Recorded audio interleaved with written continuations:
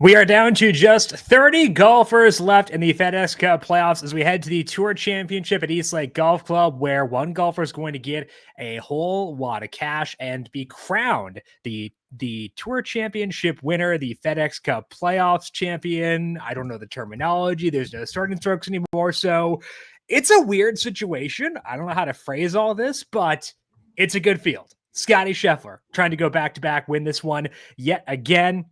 And fend off guys like Rory McIlroy, Ludwig Aubert, Tommy Fleetwood, etc. Well, should be a pretty fun event to wrap up the FedEx Cup playoffs. Our job for today is to break down East Lake, let you know the keys to that course, our favorite bets at FanDuel Sportsbook, and the top DFS plays on FanDuel as well. Welcome on into the Heat Check, a FanDuel Research podcast. My name is Jim Sannes. I am a managing editor for FanDuel Research, joined here as I am every Tuesday by Brandon Gdula.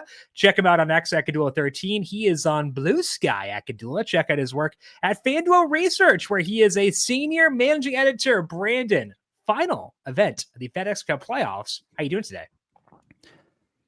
Good. It's always a bit bittersweet to talk Tour Championship because then we put this podcast on ice for a bit. But in honor of Ben Griffin, I got my creatine, so hoping it doesn't make me jittery, but it shouldn't. I get it.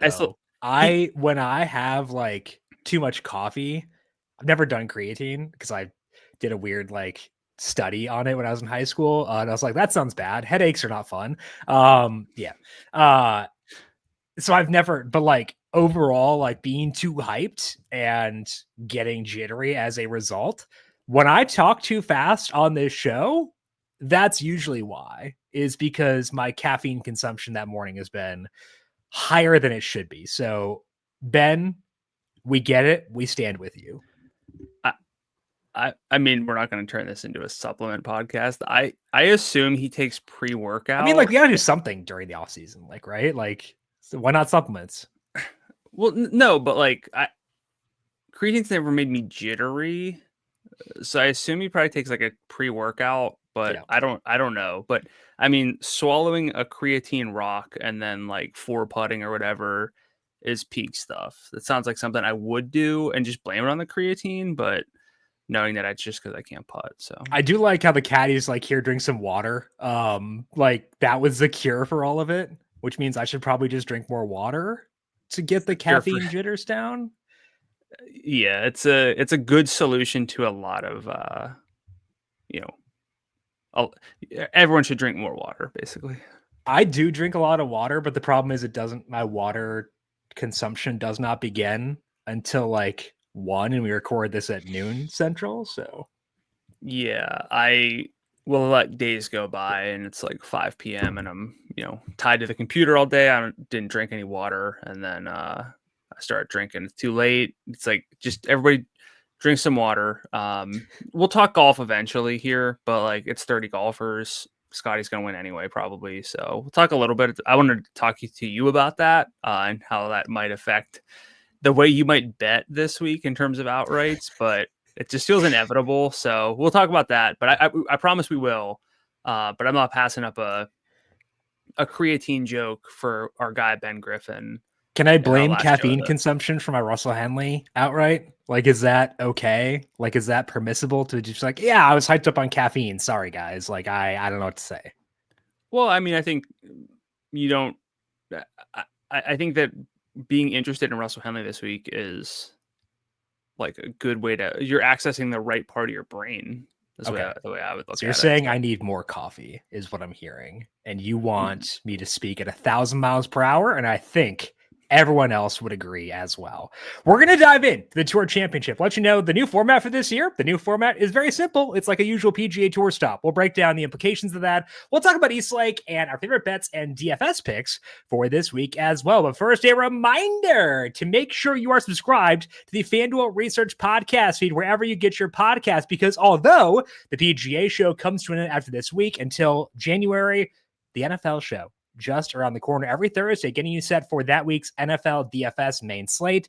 To get that show as it is posted, Search for the FanDuel Research Podcast feed wherever you get your podcasts, but also check us out on the FanDuel Football Betting YouTube page. We appreciate those of you riding with us on the FanDuel Golf Betting YouTube page throughout the entire PGA Tour regular season and the playoffs as well. Check us out, FanDuel Football Betting, for the NFL shows to come, including covering the spread. A couple shows this week for covering the spread. So FanDuel Football Betting YouTube page to get all of the NFL and college football goodness. On Tuesday, August 26th, it is FanDuel Futures Day, a new holiday for football fans. It is 24 hours of deals on all your favorite football season predictions. Take a flyer on the MVP race, crown your champion in August, or parlay your division winner dark horses. Mark your calendars. This is your day for your hunches, your hot takes, your calls, and your odds. Visit the FanDuel app today and start planning your futures bets now, because Futures Day is one day and one day only.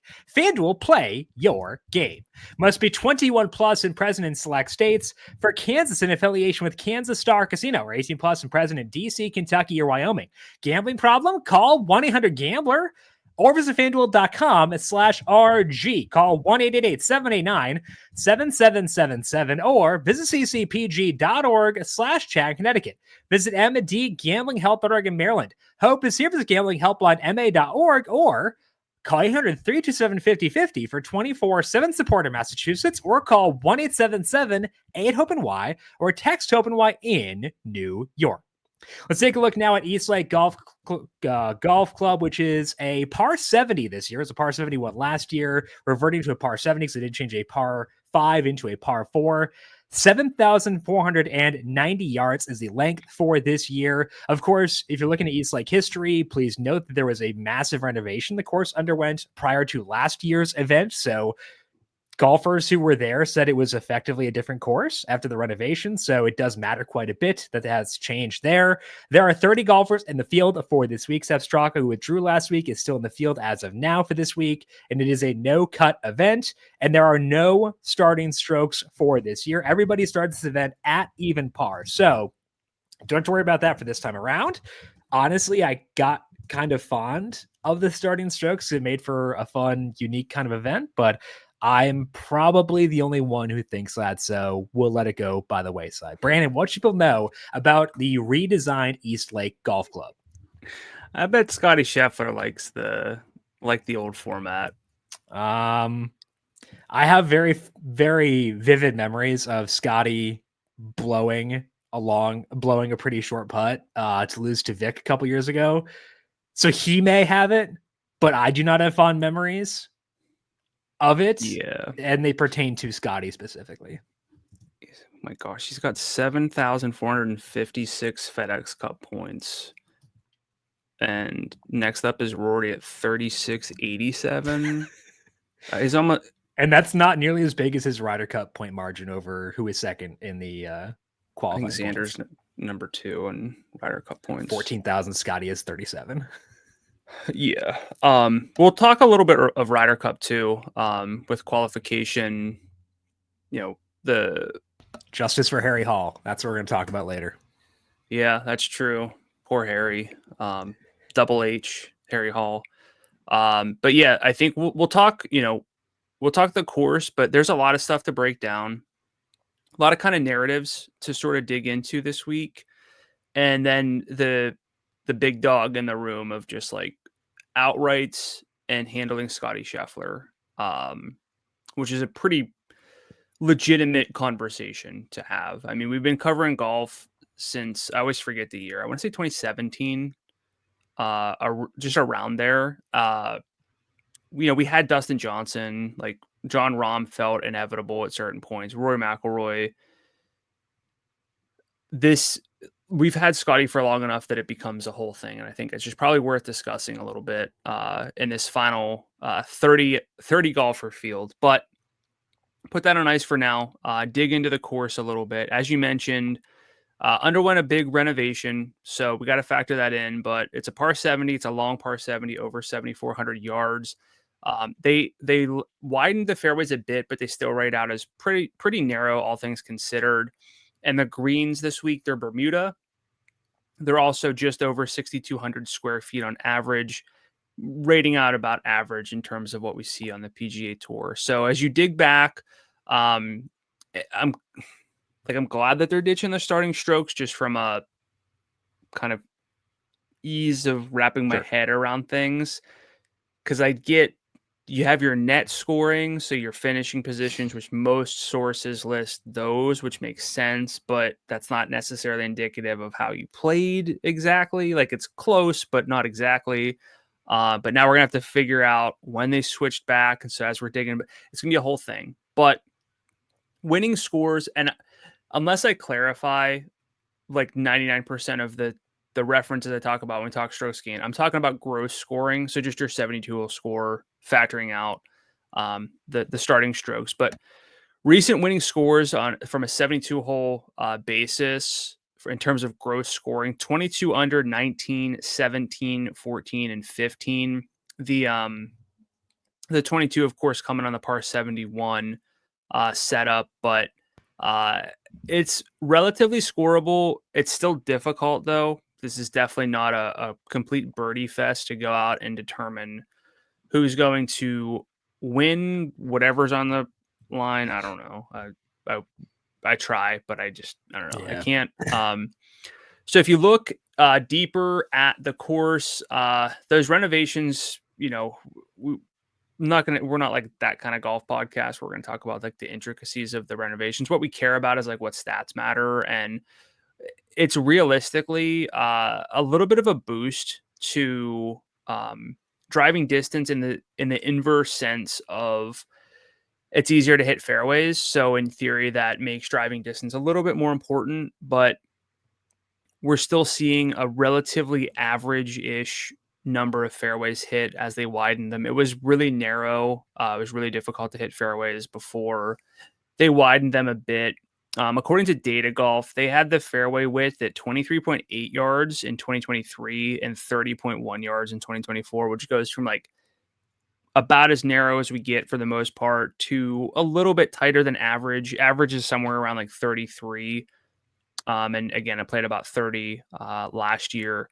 But also notably, approach shots became more difficult.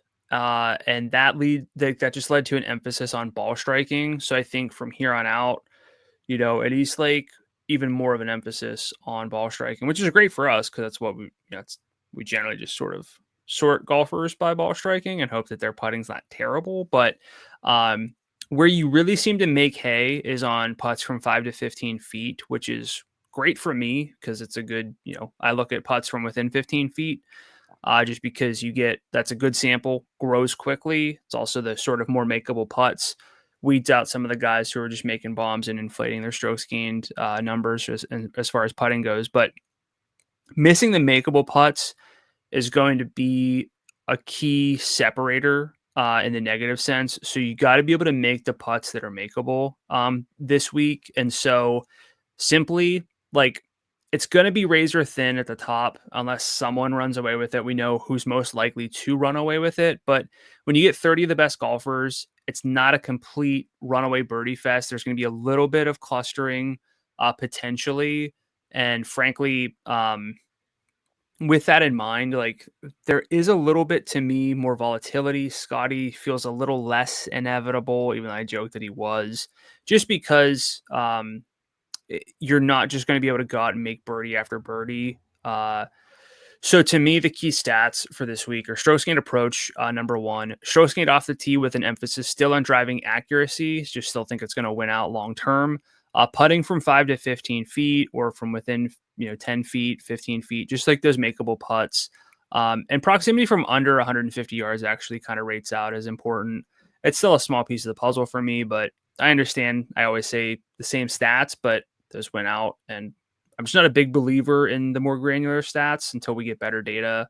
So for me, I want ball strikers who can make some putts. You mentioned the importance of approach play at the redesigned East Lake Golf Club. And that's important given that one of the guys with the best history at East Lake is Victor Hovland, whose irons right now are phenomenal. Everything else is kind of iffy for sure, which is why he's been pretty volatile still. But you're going to run through golfers with the best history at East Lake. This is based on their like overall game here, not accounting for these strokes, the starting strokes and stuff like that. But who stands out when you dig into the data recently at this course? Yeah, so I'm looking at the last 5 years. Again, gross scoring, not net scoring. So starting strokes are factored out, but without Xander Schauffele in the field leader is actually going to be Victor Hovland. He's 30-1 to win on FanDuel Sportsbook. Salary's 9,900 on FanDuel. Got hot again at the BMW Championship. Really roller coaster situation for Hovland. Finished T7. Was second in strokes gained approach last week at Caves Valley. One of the 5 golfers in the field as well to play all 5 years. So logged 20 rounds over the last 5 years. The others are Rory McIlroy, Scotty Scheffler, Colin Morikawa, and Sungjae Im, who honestly, if Sungjae Im was not in the field, I would not have thought twice. I'm more surprised that he's in it than that he's not in it, which is his approach number the past 6 months keeps getting worse somehow. And I am shocked. I check it every week because I find it as an oddity, but it's getting worse. And yet his around the green numbers probably continue to grow. He just kind of offsets everything. He's neutral between the two. Yes.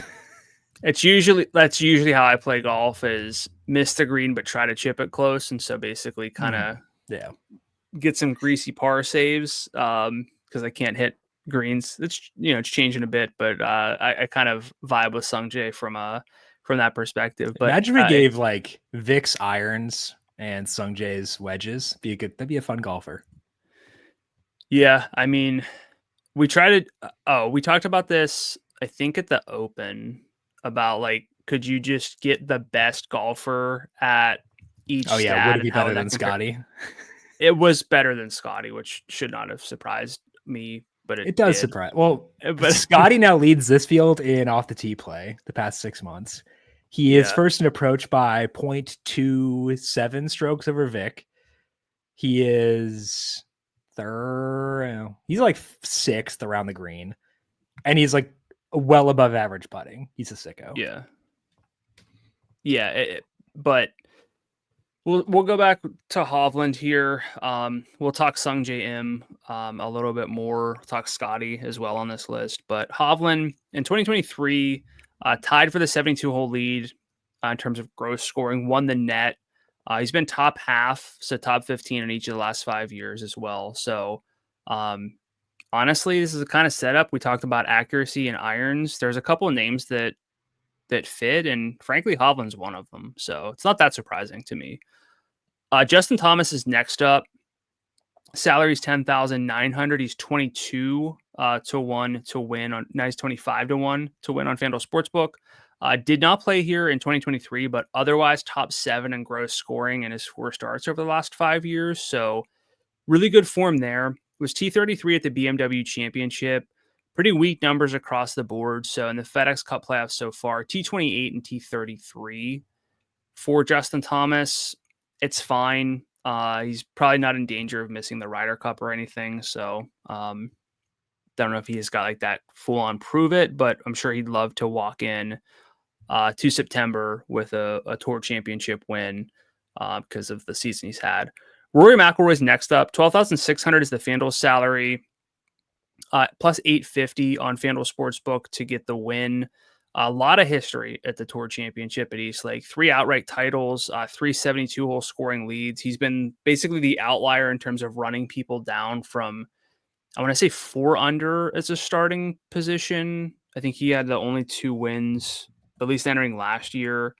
But I guess Scotty would have won. So, but basically like the guy to go run things down back in the starting strokes era. Sat out the FedEx St. Jude Championship, but great driving, great putting, was T12 at the BMW Championship at Caves Valley last week. So Rory definitely has some giddy up that will probably silly to sort of forget about, especially at this course. So it does feel, we liked Rory last week. I don't dislike Rory this week, but I also kind of feel, what was he last week? 8 to 1? Yeah. He's plus 850. There's 20 fewer golfers in the field at a course where he's played really well. What's changed about his game since last week? Nothing. So maybe this is another one of those, oh man, overthought it, forgot about Rory kind of thing. So we'll probably talk more about him like robustly throughout, but as I see this and think about it, it's kind of back on like what's changed. So I don't know. I guess what's changed is that we have Scotty Scheffler playing as well as he is. He's next up on the list in terms of course history. Scheffler at plus 150 on FanDuel Sportsbook to win. 14,000 is the salary from a DFS standpoint. So he's definitely not got like the spotless victor or like history at Eastlake because of his opportunities to go out and win. Did win the net championship in 2024. Has not technically won from like a 72-hole gross standpoint yet, but he's won 5 of his last 10 starts. So like none of that matters, frankly. And he won the BMW championship, just kind of took it right from Robert McIntyre. I frankly tuned in late on Sunday, and my TV service started it like in the middle, like it started it live instead of from the beginning. So I got spoiled as I read the leaderboard. And I was like, oh, how did we get to this point? I'll just watch from here. It was like immediate. And it's just like, man, this guy just is never going to go away on his own. So Scheffler with history and form at a course in this form he's in is like, I don't know. That's why he's plus 150 to go out and beat 29 of the best golfers in the world by himself. Like that's wild to think about. 4 more names on the list for me. Collin Morikawa, salary's 10,200. He's 30-1 to win on FanDuel Sportsbook. Finished runner-up last year in net scoring, but had the lowest gross to himself. Played Eastlake each of the last 5 years, so he's one of those 5 names to fit. Was top 7 in gross scoring in 3 of them. And despite ranking 5th in ball striking for the week, was T33 at the BMW Championship, thanks to bottom 4 wedges and bottom 2 putting for the week. We talk about strokes gain stabilization, which Jim and I have very slightly different samples there, but just in terms of the last 36 rounds of ball striking, in the last 50 rounds of short game, Collin Morikawa is like a tale of 2 cities, which is not that surprising, frankly, for Morikawa. He actually ranks 27th in terms of total strokes gained at stabilization. He's 26th for me when I use a smaller sample for driving. He is 8th though in ball striking, pretty much in a cluster. He may as well be the same as Ludwig at 5th. But in terms of his last 50 rounds of short game, he is last.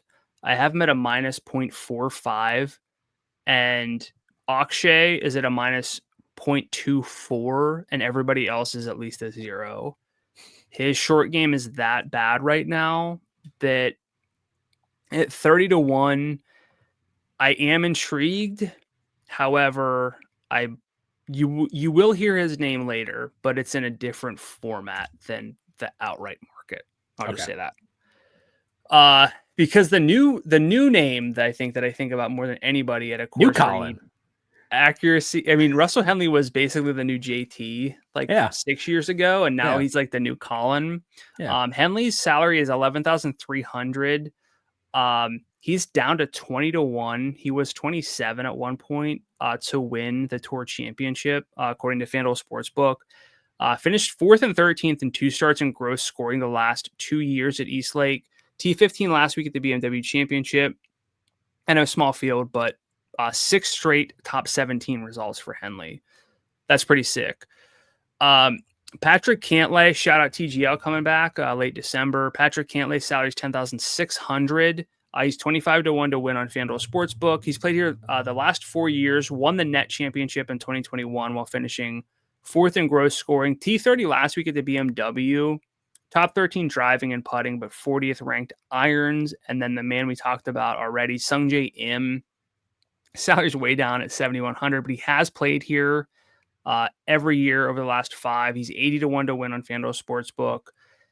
Just the ball striking is as bad as you could imagine, frankly. T40 a week ago at the BMW Championship. Did finish T17 at the FedEx St. Jude Championship, but if you look at his data golf profile, they do like the bars, so you're to the right of neutral if you're positive, to the left if you're negative. It feels like his ball striking has like a wall planted, like a positive 0.1, and he literally, it has to stop there. It can't go any farther. I don't know if that's technically that, like, he might have beaten that, but like it just feels it's either negative or right. You got to squint to see if it's on that 0 axis. So it's not great, but who on this list do you think you want to talk about, if anybody? We're talking Morikawa in the betting section. We're talking Henley in the betting section. So I kind of want to dive into Scotty because I think it's worth having this discussion now. We'll talk about him in the current form section too, but plus 150, which is easy to understand given his form, given how absurd he is, given it's a smaller field too, and that does matter. Actual like legitimate contenders like Xander Schauffele not in the field this week too. So it's like, it makes sense. But as you mentioned, not like an amazing history at Eastlake. Last year, though, had the starting strokes to begin with and never really was in doubt. Yeah.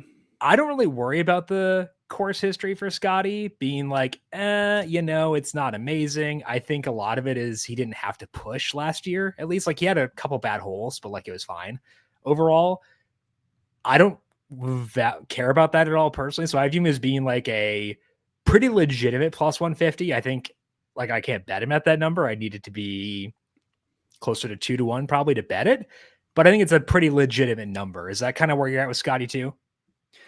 Yeah. And to clarify, like, so his finishes in terms of gross scoring, starting from last year he was third last year, 21st, 13th, 17th, and 2nd. Yeah.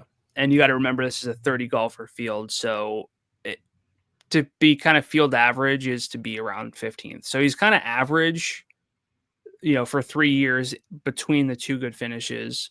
So it's kind of interesting. That's the biggest nitpick you can have, but I think he's probably just past it. He's putting so well, that like it's just if the tee to green game is a little bit off, he's now got a putter he can rely on, which is why he's so inevitable. Like it's not a surprise to anybody like who's been paying attention, but to fathom the best tee to green golfer being like effectively a top 10 putter is like the path for him to finish 17th and gross scoring doesn't really feel like it exists anymore. Like, we're talking like his floor is probably realistic floor, like 7th, honestly. I don't know. And that's without starting strokes. So if you look at his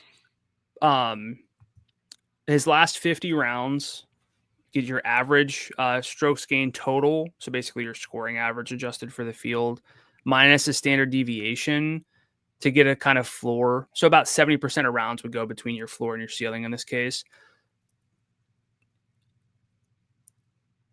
I don't know how I want to play this. The second highest floor is Ben Griffin to lose 0.3 shots to the field. Okay. That is the second best floor. Yeah. Low end, realistic kind of range of outcomes. Where do you think Scotty is? He was positive before last week. I remember. I'm going to say positive 0.2. Positive 1.4. So his floor is 1.7 strokes per round better than everyone else in the field. Yeah, and it's not like his floor is better than everyone else's ceiling, but like the lowest ceiling is Nick Taylor's at a 3.2. Right. Like we're just talking about the path to failure is like not really there. Now, that doesn't mean that the ceiling is unmatched. His ceiling 6.1. Right. Second best ceiling is Rory at a 5.1, which is a full stroke. That's not lost on me. But like guys can match his ceiling. They just can't match his floor.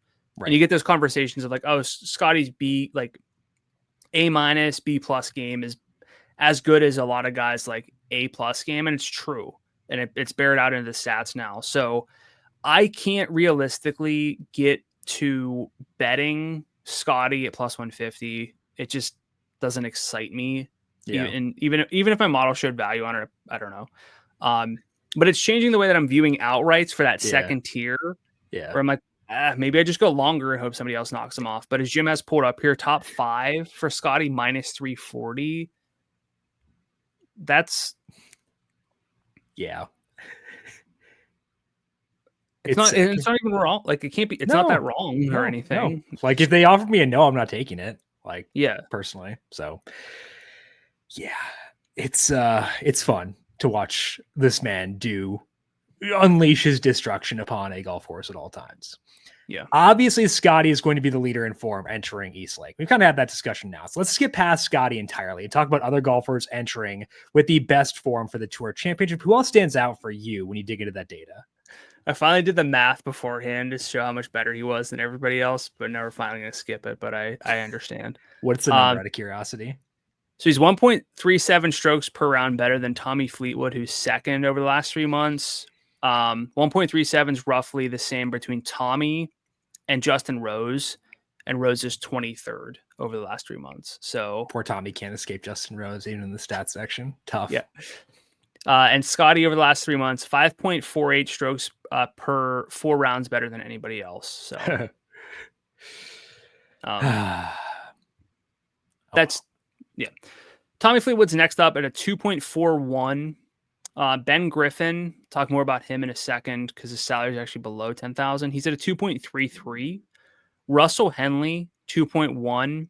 Harry Hall, 2.03. And JJ Spawn at a 2. Those are the names above a 2. I'm going to talk about Hall and Ben Griffin because their salaries are low enough. But do you have any specific thoughts on Fleetwood? I know we're going to talk Henley. I know we're going to talk even Harry Hall. But any thoughts on Fleetwood or Spawn before we move on? My question for you was Tommy? ? Because, like, we look at this data every week and we look at where these golfers sit across the past. I look at 6 months. We dive into 3 months here on the podcast and stuff like that. And, like, when you look at the recent sample for Tommy, the numbers are getting better and better. So, like, it's hard to argue against saying Tommy Fleetwood is becoming a better golfer than what we've seen, even though he's been a very golfer for a very long time. Does that tempt you at all or no? It does. Yeah. This is legitimately different for Tommy because the short game, specifically the putter, is different. Yeah. Like, he changed the putter. He's putting better. And in terms of strokes gain stabilization, I have Fleetwood second. Scotty's at a 3.7. Fleetwood's at a 2.26. And then, interestingly, Harry Hall's at a 2.14. Mm-hmm. But typically you say, oh, okay, Tommy's doing it all with the ball striking, which is kind of, it's not false. He's fourth in this sample in ball striking, but he's a plus 0.92 in terms of short game, which ranks him 8th among this field. Like, things are different for Tommy, and boy, what would be more Tommy-esque for his first win than for it to have the balance of this was the Tour Championship, this is as big as like a PGA Tour event gets, versus it was a 30 golfer field. Like, yeah, I feel like the 30 golfer field thing is not in good faith. What people will say that 100%, you're totally right. Yeah, it's not in good faith. I agree. Yeah. I do think, though, legitimately Fleetwood, this is different. People were really excited about Fleetwood in past years. I mean, he's been a name that people have floated around. I've flirted with it when he kind of actually spiked a bit in a more tangible way. Yeah. But this is definitely different, I would say. His ceiling is 4th among the field. His tee to green ceiling is 3rd among the field. And his floor is 3rd among the field as well. The putter, it's better. It's still not as like positively volatile as you'd want. So he would kind of need Scotty to go out and sort of brick a lot of putts, be about field average in putting for the week. And Tommy would need to reach the higher end of his sort of more stable, like low variance putting, but also to go lead the field in tee to green. So I do think there's still a case of he kind of needs it to go this specific way for him to win. But with that said, I wanted to I figured we would talk about the second tier because we have Rory at plus 850, Fleetwood at 14-1, Ludwig at 18-1. I did have a dream that Ludwig won, but I'm not going to put any stock into that. Henley that at because 20. of the TGL news? Could have been because I'm thinking about new putters. I always think about his putter because I like it, but I know he doesn't putt well with it. So this is probably just Ludwig on the brain, honestly. But this is one of those, like, if you think Scotty is such a justifiable favorite and a runaway, do the numbers at 850 and 14 or 18 do enough for you? Or are you rather going to be like, I'd rather just take a chance that like Victor Hovland gets hot, or that Sam Burns making a push for the Ryder Cup, or Morikawa gets back? Like, do you go dream bigger? That's not how you should think about it, but it's also kind of like, if Scotty doesn't win, are you looking at that 850 number, or are you looking more for like getting multiple swipes at 20 to 30 kind of? So I've only bet one outright so far, which means I have room to add. Yeah. I have a very strict no Tommy outright policy. I'm reconsidering it. 14 to 1's long enough where I'm like, maybe. Just because, like, again, the data recently is so good. So I think of the golfers who are not Russell Henley, who I've already bet, I think Tommy is the guy I'm most likely to bet, even though, again, I have a very strict no Tommy policy. Maybe I can make a concession for 1 week just because the recent data is so good. So I'm giving him thought, whereas usually I ban myself from doing so. Well, it's just kind of one of those. I understand where you're coming from. I understand the people who say, oh, this guy just can't win. He's not going to win. I frankly this is going to sound a little bit paradoxical. I understand it more now, having seen him in contention. Yes. But mathematically, there's been no better time to like Tommy than now. So it's kind of conflicting. Thinking back to last year, we had this discussion with Xander, and we were like, okay, his ceiling's higher because he's longer off the tee. His irons. Where does Tommy's ceiling compare to the rest of the field, if based on 1 standard deviation from their like baseline? So he's 3rd in tee to green and 4th overall over the last 50 rounds. I'm trying to do this last 36. I don't have it set up, but I think I just got it in time. I think 50's better, so I like 50. Well, if we're talking like purely recently, it's about the same anyway. So yeah, I got you. So 4th highest ceiling, 3rd in odds, like, that's something to consider as like a downgrade, but like, yeah, I don't know. I'm thinking about it. That's. Well, I mean, like Justin Rose was like 17th in ceiling when he went out and won. It's more about showing that you have that. Sure. Like the bigger thing is more like, okay, we're gonna talk. We talked like Patrick Cantlay last week. He's a low ceiling player, and that he doesn't win a lot because he's a low ceiling player. Right. Tommy never won because he was a low ceiling player. He's not golfing right now as if he's a low ceiling player. Yeah. That's a tangible change. Like Patrick Cantlay, I mean, I know we're talking very different odds here, but Cantlay's down to 25 to 1. He's 27th in ceiling among this field. How? And he's down there with like the guys who aren't, like, I know we're going to talk Harry Hall, but like Harry Hall is a high floor, low ceiling player. And Patrick Cantlay's not that different right now. Fleetwood is very different from that capacity. And like that stuff matters. Yeah. In terms of, it's why there are certain names who play well but don't win. Yeah. Fleetwood is getting the wrong end of it where he's in contention, so we shine the spotlight on him. Nobody's like shining that same spotlight on Patrick Cantlay because he's not around as much. So I don't think Tommy Fleetwood is that bad of a play by any means. And while it feels like someone like Ludwig is, well, he's kind of cold, but when he's on, that's not really the case. Like his numbers aren't very good in terms of ceiling either. Yeah. If I had to like put odds on the odds, put odds on the probability that I bet Tommy this week before Thursday, I'll say about 45%. It could go either way. I know we're deep in this, but frankly, the DFS section should be pretty quick because there's 30 golfers to buzz through. But it's last show of the year, can't hold anything back now. But if you blocked out all the names and you looked at the profile, you looked at the putting, you looked at the ball striking, the accuracy, the stabilization numbers, you would be like, this At guy 14-1, yeah, I'd be in. like, this guy makes all the sense in the world. 100%. So it's a matter of how much you trust that Tommy Fleetwood can't go out and win. And I do think that I trust it quite a bit, but I still am willing to bend on that because the data is so good. Yeah. I think what you're really betting against here this week is that Scotty has an average putting week. Yeah, which could happen. I mean, yeah, he's a very good putter, but very good putters have average putting weeks. That happens. So it's definitely in the range of outcomes. Okay, let's talk about the golfers with lower DFS salaries in the best form. You mentioned Ben Griffin, Harry Hall, guys who are in really good form. What do you see with them, and who else stands out here? Yeah, T12 last week, despite the creatine overdose,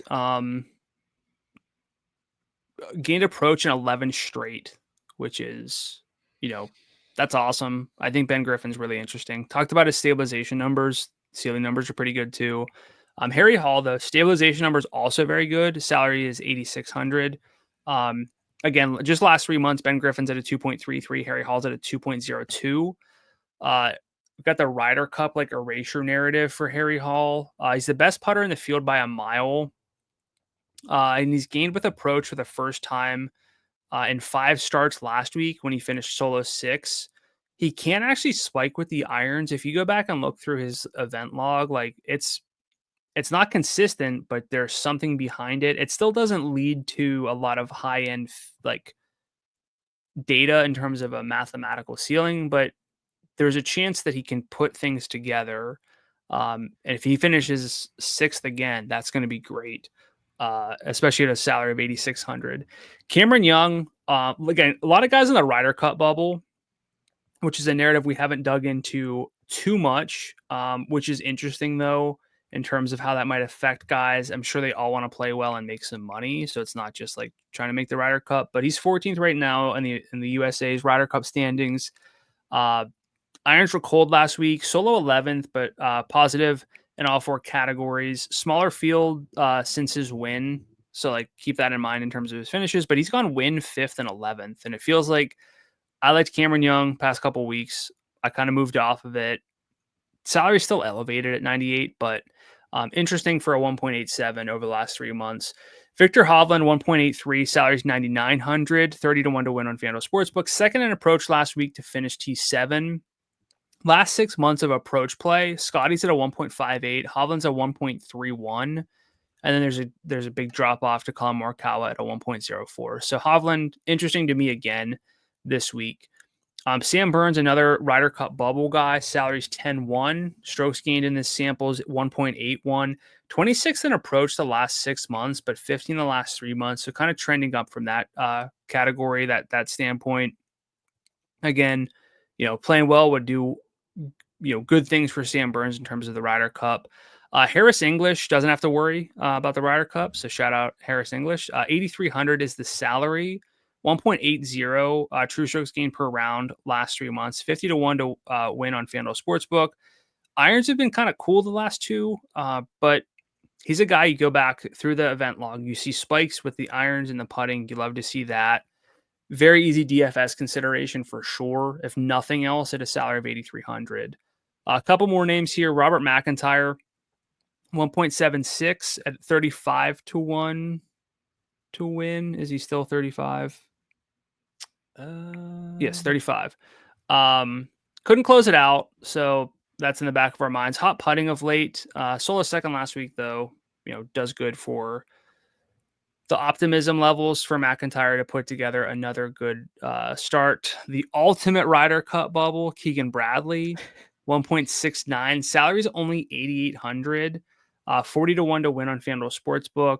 T17 last week with positive stats across the board. 24th in approach, 25th in putting the last 3 months, actually second around the green. So not the right recipe for what it's worth. Maverick McNeely, another Ryder Cup bubble name, 1.60. True strokes gained per round. Salary's 8,900 on FanDuel, also 40-1. Third last week at the BMW with pluses, approach through green, which is great for Mav. Then Chris Gotterup rounds out the list at a 1.59. Salary's 8,100. Gotterup coming in, off of like a really hot streak and then kind of hitting a wall. 5,500 to win. 55 to 1 to win on FanDuel Sportsbook. Leads the field and off the tee the last 3 months. 4th in distance, 20th in accuracy, so not the right kind of makeup for this week. T33 last week, so he's been T54 and T33 in the playoffs with kind of everything but the driver falling off. So maybe he just peaked overseas. It is what it is. Any names on this list you want to talk about more? No, I think that a lot of the guys are people we'll touch on in the DFS section or frankly the betting section for at least one of them. So I think that we'll get our discussion of them in later on the show. Can I just rattle off? There's 4 outliers. There are 4 names below a 0.8. This is a really good field, of course. You got to be playing good golf. There's only 4 names below a 0.8. It's Shane Lowry at a 0.37, Jacob Bridgman at a 0.35, Andrew Novak at a 0.24, and our guy Sungjae Im at a minus 0.03. So you might think minimum salary, like low salaries, 30 golfer field. There are 4 guys who just aren't really feeling it right now. Doesn't mean they can't play well, but just wanted to shout them out. And I'm okay crossing them off my list as well. Weather for this week does not look amazing. It looks like it could rain pretty much every day throughout the week, most specifically on Friday. Not a lot of wind, though, so I don't think we need to worry too much about who's teeing off when, but could see things get pretty soft out there as a result of the rain, which should be there throughout the entirety of the week.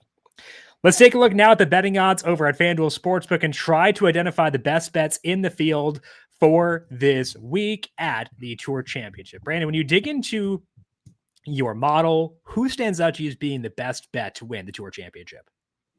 Russell Henley at 20 to 1 on FanDuel Sportsbook. His number shortened a lot from 27. I still think 20 is viable. Too much more than this, I would back out, so just keep that in mind. But that's a big jump from 27 to 20, so maybe it just stays here. But whenever I want driving accuracy and I want iron play, I think of a couple names. Colin Morikawa, Victor Hovland, Corey Connors, Tommy Fleetwood, but frankly, Scotty Scheffler. But right now, when I get a setup like this, the first name I think of is Russell Henley and see where he's at, see what he's doing lately. And we know he's playing good golf. So it's a really easy sell. He's 12th in approach, 4th in accuracy the last 50 rounds, 6th in terms of the strokes gained ceiling over his last 50 rounds. Love to see that. 73rd percentile putter from within 15 feet on tour this season. Played here the last 2 years in terms of his gross scoring finishes. 13th, so okay, kind of mid-level, but 4th a year ago. Right now, just the form being what it is, really optimistic about Russell Henley. I do think he can go out and win. Again, you're still going to need Scotty to have something that doesn't click. Most likely the putter is just sort of okay, but in terms of that, Henley at 20 to 1 feels like the first name. I know how it sounds, glossing over Rory and Tommy and Ludwig and settling on Russell Henley, but the number is better for Henley than any of those guys, to the point that I do think this is where I want to get in for the week. I agree. I've mentioned a couple of times Henley is the one guy I've bet to win so far this week. He ranks 4th in true strokes gained the past 6 months at Data Golf. He is tied for 3rd in strokes gained at Stabilization. He's just a very good golfer. It's a course where distance matters, but not as much as accuracy. And we know that that's a spot where he's going to be better than others. He's shown the impacts of that at East Lake in the past with those finishes you alluded to during your segment. So if I'm betting one outright this week, it's Russell Henley, 20 to 1. That's a very good number, despite the fact it has shortened quite a bit. I do still think there is value in him at that spot. So I will take Henley. 20 to 1 is my lone outright for this week. Which other outrights are you considering for East Lake? Going back to Victor Hovland. He's another name I think about when I think of accuracy and irons. And if we need someone who can go run down the best player of this generation, you got to do a lot of things. You got to be able to be in the fairway. You got to be able to stick it close, and you got to be able to make some putts. And Hovland does a lot of those things. The putting we'll talk about, but in terms of strokes gained ball striking, so off the tee plus approach over the last 36 rounds, when things we can generally trust are starting to stabilize, Hovland trails just Scheffler. It is a big margin. Scheffler's at a 2.57. Hovland's at a 1.46. But nobody has better numbers overall over the last 5 years at Eastlake than Hovland does. And in terms of his approach numbers, he's best on a per round basis as well. And everyone's career at Eastlake among this field, according to Data Golf. So he's also putted well positively across those 20 rounds for him. So you'll love to see that. He's also gained at least 1.81 strokes per round from approach play in 4 of his last 6 starts, which is no small feat. I wish I had more context for that. I don't have the database built out for it just yet, but like that's an absurd spike week potential for Hovland. And we've seen him kind of come out of nowhere and get a win already this year. He's less out of nowhere now, but he's still at 30-1 in a small field at a setup that should really cater to his game. Hovland doesn't always have it, I know, but that's also why he's at 30-1. You know, we talked about Tommy Fleetwood and how consistently he's there and he does have a ceiling. You get a kind of like, you get a similar-ish ceiling to Tommy just without the consistency, but we're talking outrights here. And that doesn't like, that's all that matters is can you go out and be the best golfer for 4 rounds? So again, great setup for Hovland. And to me, he has enough at 30-1 where I really, really am interested. Well, you're talking before, we were talking about Tommy and Rory. You mentioned Ludwig. Ludwig Gobert is 18-1 to win this week. I feel like he and Hovland are very similar, where we know the long-term data on them is tremendous. They're good golfers. They've been trending up recently, but Ludwig is 18-1, whereas Hovland is 30. I'd much rather go Hovland, given how good the irons are. Like Ludwig's ball striking has been very good recently. His short game overall is better than Hovland's. There's a reason he's 18-1, but like I'd much rather take the discount on Hovland personally onto golfers. So I put in kind of a similar bucket, even though they have different routes to getting there, I guess. Hovland's also like a mid-level putter from within 15 feet. He's 48th percentile on tour this year. Ludwig 33rd percentile. Mm-hmm. Ludwig also makes a lot of longer putts, so his putting stats look better than they probably should. Yeah. Hovland's due for a little bit of regression, but we're kind of, you know, with Hovland, what you're looking for is for him to go out and be the best tee to green golfer in a week, which is very much within his range of outcomes. His ceiling in terms of approach is about as good as Scotty's, so that's awesome to see. It's just that consistency is not always there. And again, we're talking outrights. That's fine. If he finishes 30th, that's fine because in his range of outcomes, he's the best golfer in the field this week. Yep, I agree with that too. Not betting him 30-1, but I do agree with the argument for him. So you've got Hovland at 30-1, Henley at 20. I've got Henley at 20 as well as my lone outright. Which non-outrights are you looking at this week at FanDuel Sportsbook? So we talked about him as someone who really has a big ceiling, but I'm going to the finishing position market. I'm looking at the top 5, and I'm going with Colin Morikawa at 4-1. So plus 400 to finish top 5 on FanDuel Sportsbook for Colin Morikawa at the Tour Championship. Again, that name, we want accuracy, we want irons. You think of Morikawa. How's the rest of the game going? Not great. That's the thing.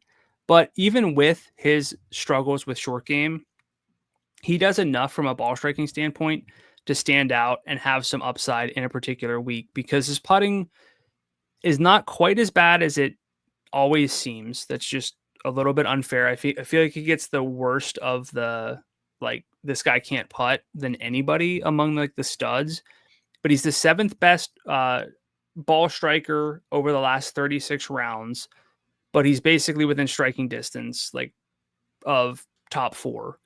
We just mentioned that in the last 50 rounds of his short game, he's the worst golfer in the field. That's not something that you just gloss over, but that's also was a deciding factor for me not to want to go for an outright. And while the putter's not good, and I'm not pretending like a 23rd percentile putter from within 15 feet's awesome, it's not like he's the worst putter on tour. Like, it's just, he still has a tee to green ceiling despite not making a lot of putts. All he needs to do is kind of be a neutral putter, and he does have the ability to win. But I think a top 5 at 4-1 in a 30 golfer field where 5 golfers aren't really going to be that competitive from my perspective. Like, this is really interesting to me as a way to get access to Morikawa, who's become someone that he's a name on the list that we read and move past. Yeah. And it allows you to navigate around Scotty too, getting the top 5 at 4-1. So I think that makes sense as a rationale. The short game is too bad for me, frankly, for me to buy in, but I get it. I understand why you're there. And I know it's accounted for in the number to an extent. Yeah. Second best tee to green ceiling over the last 50 rounds. There's still more to it. He's got to make the putts, but I just think it's a good enough number to be very interested. Okay, so you got Morikawa at 4-1 as your lone non-outright for this week. I got a pair of top 10s. Let's begin with the one that is probably less surprising, I would say, based on the tenor of the conversation we've had around this guy for the past 2 months or so. Harris English, back once again. Top 10 is plus 190 at FanDuel Sportsbook. He is a plus golfer across the board. He has gained at least 0.16 true strokes gain in all 4 strokes gain categories across the past 6 months, according to Data Golf. So plus 0.16 in all 4. He's plus 0.36 or better in everything except for around the green play, which is what we care least about in general. The ball striking for English has not been as good the past 2 weeks, but still 12th at the BMW thanks to that putter. He is a guy who has multiple routes to playing good golf, and I appreciate that about him. So Harris English, top 10 at plus 190. I'm back on board once again. Brandon, thoughts for you on Harry English this week at that number? Yeah, also interested in English. Looked at Ben Griffin as well for a top 10 plus 180. Harris English plus 1. I think I'd probably go Ben Griffin over Harris English for similar numbers, but English does what you want. Golfin's just, the whole game is pretty much there for English. We do need a podcast bet to break the tie. Oh, we're tied? Would you be interested in any? Yeah, we've and it's our podcast bets on the fly. Corey Connors versus Harris English. What are you Corey just Connors? throwing out a? Yeah, they're right there. They're on the screen example? together. They're right there. It's not random. They're on the screen. What made you think I liked Corey Connors? I don't know. You said you wanted any bet. And I'm like, I'll take Harris English against Corey Connors. They're almost the same odds. But I said Ben Griffin is plus 180. Ben Griffin is $93 on FanDuel, and Harry Hall is $83. That's not the same. Harry English or Harry Hall? Who are we talking about now? Oh, did I say Harry Hall? Yeah, I meant English. Like, ignore the fact that the gap between Ben Griffin and Harris English is the same as the gap between Harris English and Corey Connors. Ignore that. Yeah, that's what I'm saying. Like, I don't know why you're yelling at me. Don't bring in DFS salary to it. No, I don't care. I'm not doing it. Okay, we'll just end in a tie if that's how you're going to be. That's fine. Let me pick a different one for you. Oh, how about Vic versus Morikawa? Yeah, 2 guys I like and 2 guys you haven't said anything positive about. I said I like Vic. Oh my gosh. Are you literally offering me to pick Morikawa over one of my win picks? Yeah. All right. You think of a head-to-head. Like think of think of a better one. Think of a better one. I did. Think of one that I actually like, and I don't like. How about one. You think of one that's less worse? Less worse? Try harder. Be better. While you do that, I want to discuss my other non-outright this week. And that's frankly a guy who doesn't fit our typical archetype here on the show, where we want to go ball strikers, want to lean on that stuff that stabilizes quickly. And Harry Hall is not that kind of golfer. He is just a sicko with the short game, but it works. And it's worked over a very long sample now. So I'm going to take Harry Hall top 10 at plus 220 at FanDuel Sportsbook. I have given up on doubting this guy because it's been such a large sample of him being absurd. He ranks 5th in relevant strokes gained based on my numbers, which accounts for the fact that it takes short game data a long time to stabilize. But we've also seen weeks recently where Hall has gained quite a bit with the irons too, especially last week at the BMW. He was a positive 0.69, very nice number there for him at the BMW, led to a top 10 finish in that field. And now this is a course that I think should set up better for him because he's not a guy who's going to mash it off the tee. So maybe can better hang at a course where accuracy matters a bit more. It is his first time at Eastlake, so that's one downside here for Hall, but it's plus 220 to get the best putter on the planet, who grades out well in my numbers, even when you account for the fact that it takes a long time for short game numbers to stabilize. So I'm right at Harry Hall, plus 220 for a top 10 at FanDuel Sportsbook. So we've got Hovland, Henley, Harry English. Colin Morikawa doesn't count. And then Harry Hall, quintuple H here on the podcast this week as far as bets. If we just pretend Morikawa does not exist, which I'm fine with at this point. So, did you find a head-to-head? No. What about, I wasn't looking again. Because I feel like I insult you if I ever list out any names where I have slightly better value than you do. Correct. Man, there are no good. How about I get Justin Rose and you get Akshay? Akshay was really weird last week. That's a fair one. I don't think I want to take it, but it's a fair offer. Let me see if I can find a different one for us. I don't want to do a Ben Griffin one because there's no one in that tier who I'm like super into. Are we looking at still at top 10 odds? No, I was kind of looking on like overall like outright odds. Any JJ Spawn bets you'd want? Like a JJ Spawn, him? Patrick Cantlay? Why are you asking me about guys that I have no interest in? I don't know. Just trying to find a head-to-head here to break the tie. I like JJ Spawn, but he and Colin Morikawa are both plus 140 to finish top 10. Would you do that? JJ Spawn versus Morikawa? Yeah. I get JJ Spawn, you get Colin Morikawa? Yeah. Yeah, sign me up. I'll do that. You beat me into submission where I just take something that against the guy I like just to get it done. It's not against a guy you like. You bet Morikawa. Yeah, but I also have a really good case for JJ Spawn. We didn't make it. He's going to be a great DFS. You hate play. JJ Spawn. Gosh, just a hater. I'm glad this is the last podcast of the year. The whole head-to-head thing for the entire year, which we have nothing on the line for, comes down to JJ Spawn against Colin Morikawa.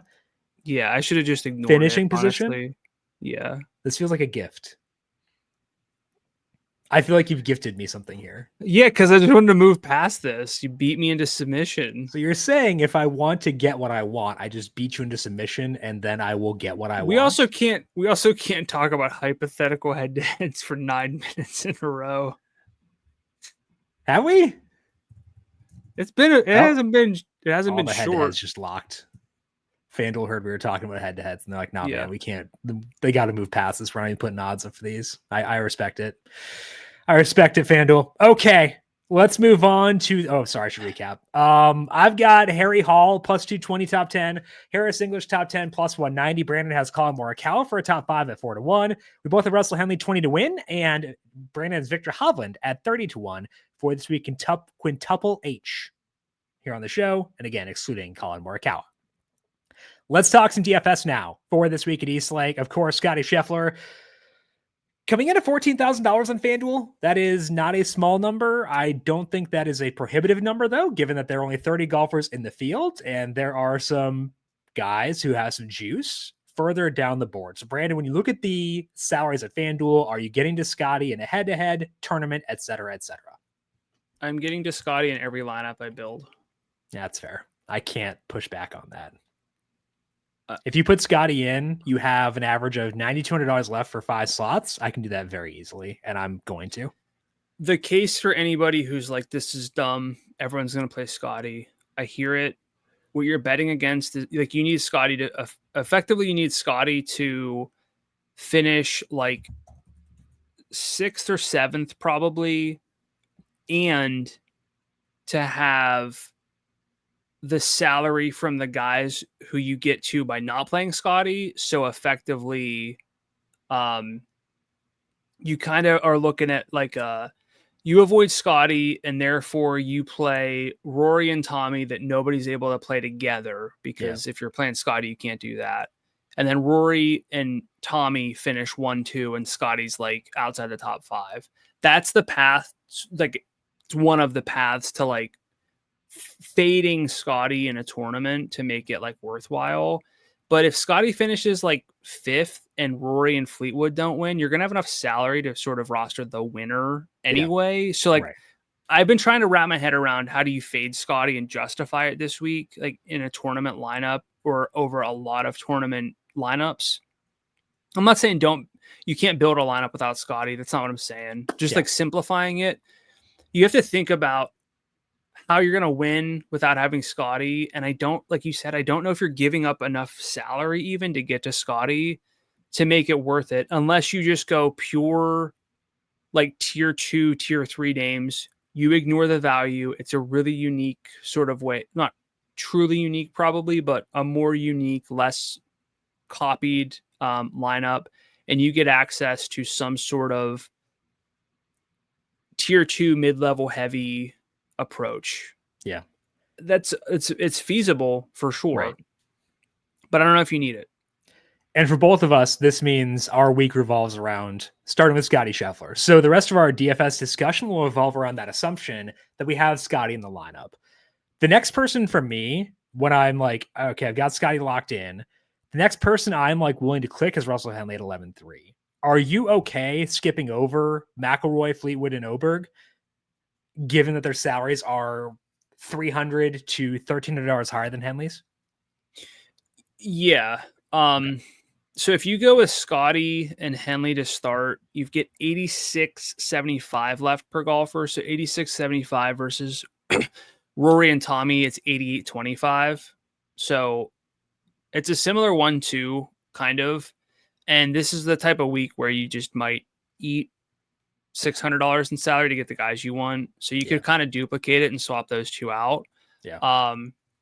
Again, I dreamt that Ludwig was going to win, but I'm not doing anything with that information other than saying it here just so people know. And that it's way logged in the record in case he does win. Yeah. We'll clip this from YouTube and send it out to the masses. Yeah. For sure. Yeah. So to me, I think Scotty and Henley is the proper start, because once you get past Henley, this is the problem of like, okay, process-wise, I understand the game theory of it, but process-wise, you're effectively saying, this isn't the week for Scotty, this is the week for Scotty to play really poorly for him to finish somewhere between like 6th and 10th, probably.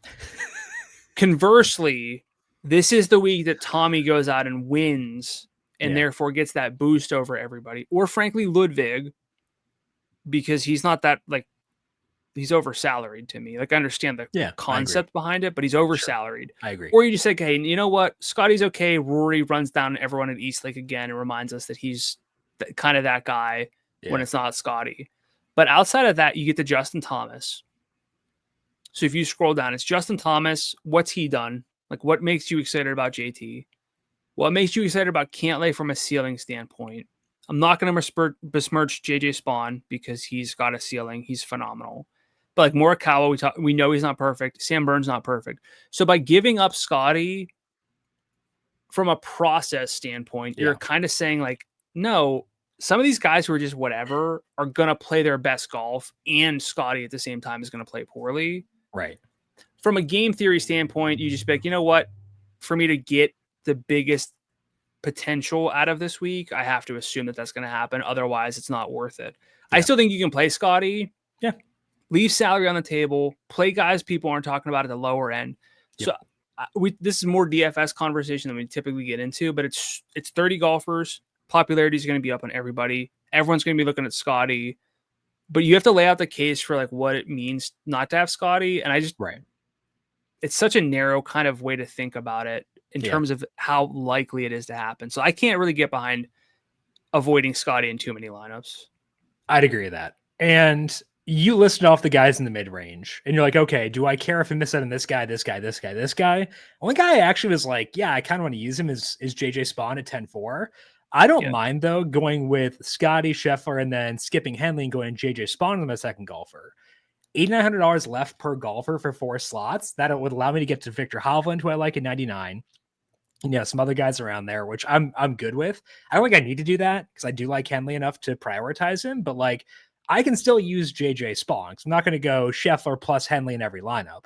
I can go Scheffler plus Spawn in one, Scheffler plus Henley in the other, and stuff like that. So I like Spawn at 10-4. Were there any other mid-range guys you felt FOMO with or want to get in your lineups?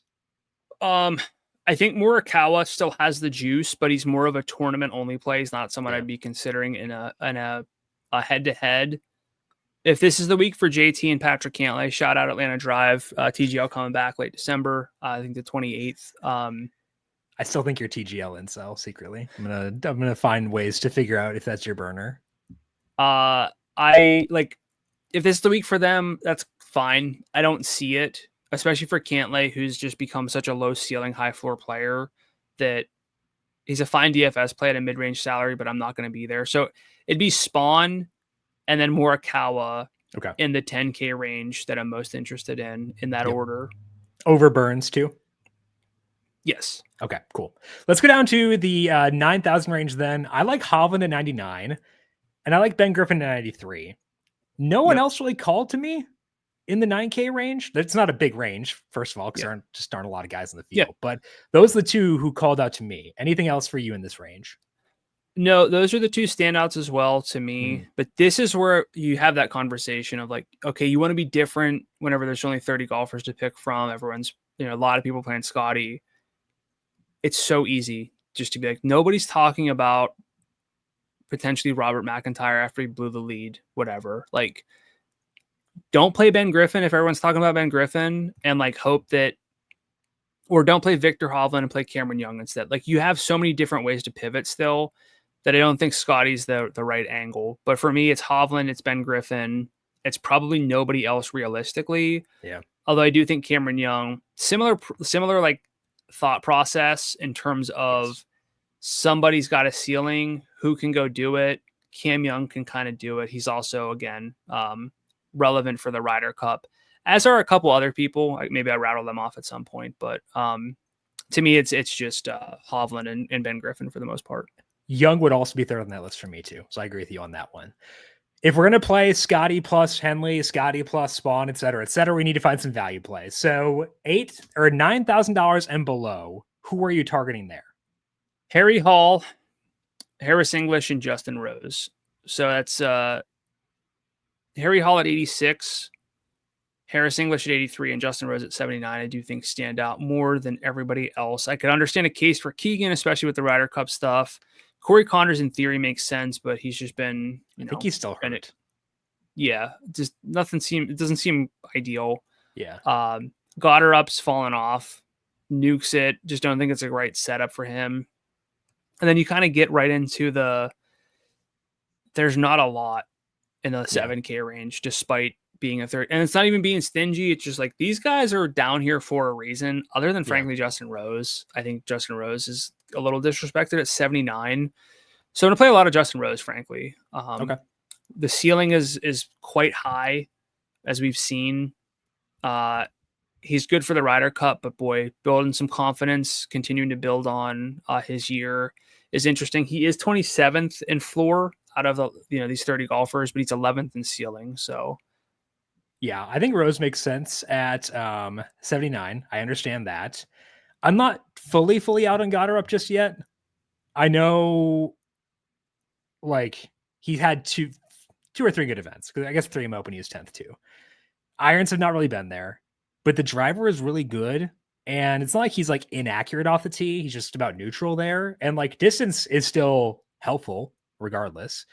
So I'm not totally out on him. His salary this week is 81, and I'll need guys in this range. I think that Rose is probably the better process play at 79, so I think that you're right to shout him out, but I probably will have some Gotterup too at 81. But I agree that Harris English at 83, Harry Hall 86, those are like the staples for me in the value tier for this week. Yeah, I just can't quite. That's fair. Can't quite with someone who's kind of got one club in his bag that's working for him right now. Yeah, that's fair. Okay. Who are your DFS loves for the Tour Championship? Loves are going to be Scotty at 14,000, JJ Spawn at 10-4, Victor Hovland at 99, Ben Griffin at 93, Justin Rose at 79 would be my top 5. Okay. I'm going to go Scotty at 14,000, Henley at 11.3, JJ Spawn 10.4. Might skip the entire 9K range. I guess Hovland would be the closest to a love for me over Ben Griffin. And then Harris English at 83 and Harry Hall at 86 would be my loves for this week. Any final thoughts for you, Brandon, before we close up shop for the PGA show until January when we get back into the swing of things post NFL? I think we talked about like the good game theory in terms of betting Scotty or not, and what you want to do if you don't bet him. From a DFS standpoint. Oh, sorry. We should forget win picks this week, actually, right? We should pretend that they don't exist, right? We can skip them. That's so scummy. I know what you're doing now. Disgusting. All right. So I won. So this is the last one. As things stand, Brandon needs to hit a winner of like 23-1 or longer to beat me. I won the bobble hat last week, which means I get to pick either first and fourth or second and third. It would make 0 sense for me to pick first and fourth because I'm only blocking him on one golfer then. I would choose Victor Hovland to block him on. I know that. And by picking second and third, which I'm going to do, I'm allowing him to take Hovland if he so chooses, which I think he will. I think he should. But I'm going to pick second and third. Who is your first pick for the win picks contest? Victor Hovland at 30. It's a good call. I think that is the proper call by you, which means I get 2 picks. I'm not feeling JT, not feeling Cantlay. A little bit worried about Cam Young. My consideration set here is JJ Spawn, Sam Burns, Cam Young. Those are the 3 guys I'm willing to consider for this one. I am going to go with a stall tactic, apparently.